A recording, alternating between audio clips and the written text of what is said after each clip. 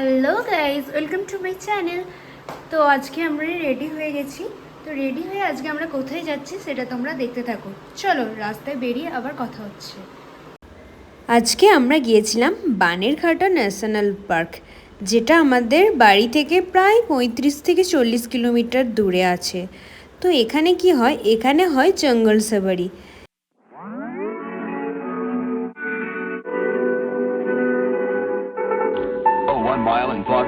আর এই দেখো, এটা হচ্ছে ব্যাঙ্গালোরের স্টেডিয়াম, যেটার নাম হচ্ছে চিন্নাস্বামী স্টেডিয়াম। আগের দিনই তোমরা জানো ব্যাঙ্গালোরের খেলা ছিল। তো এখানে দাঁড়িয়ে আমরা একটু চা খেয়ে নিলাম, বৃষ্টিও পড়ছে দেখতেই পাচ্ছ, আর বৃষ্টির মধ্যে চা একটা দারুণ কম্বিনেশন। তো এরপরে সোজা আমরা বাসে উঠে পড়েছি, আর এই বাসে করেই হবে আমাদের জঙ্গল সাফারি। আর প্রথমেই দেখতে পাচ্ছ তোমরা দুটো হরিণ কি সুন্দর মারামারি করছে। উফ, এইসব দেখতেও তো কত ভালো লাগে।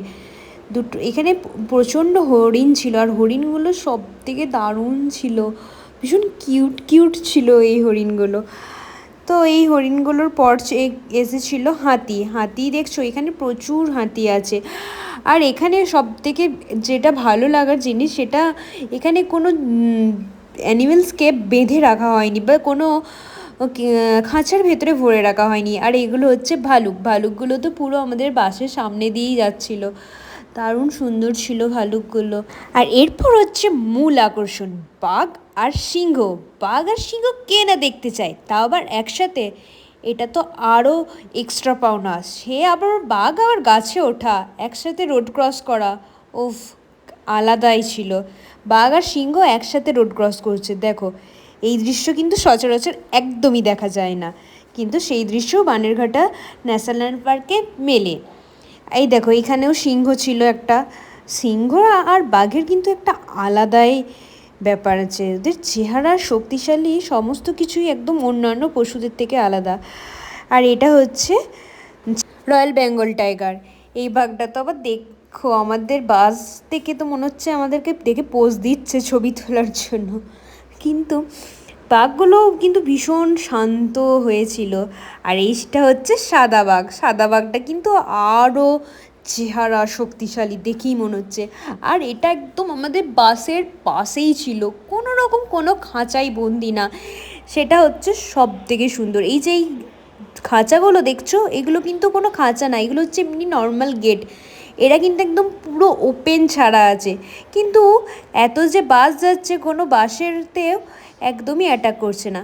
তো তারপর আমি কিছু রিলসের জন্য ইনস্টাগ্রাম শর্টস এবং ইউটিউব শর্টসের জন্য কিছু ভিডিও বানিয়ে নিলাম।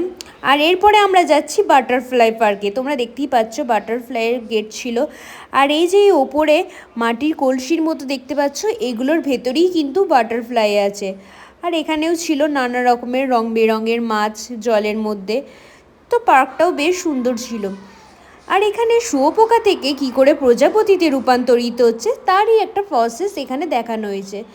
তো সব কিছু শেষে আবার আমরা বাড়ি ফিরে আসছি। তো ভিডিওটি এখানেই এইটুকু পর্যন্তই আমাদের ন্যাশনাল। তো হ্যালো গাইস, ভিডিওটি এই পর্যন্তই আমাদের বানেরঘাটা ন্যাশনাল পার্কের ভিডিও। তো ভিডিওটি থেকে যদি কিছু ভালো লেগে থাকে তো please like, share and comment করবেন এবং সাবস্ক্রাইব করবেন, এবং বেল আইকনটিও প্লিজ প্রেস করে রাখবেন এবং অল করে রাখবেন, যাতে সমস্ত নোটিফিকেশান আপনারা পেয়ে যান আমার ভিডিওর। তো গুড নাইট, টাটা।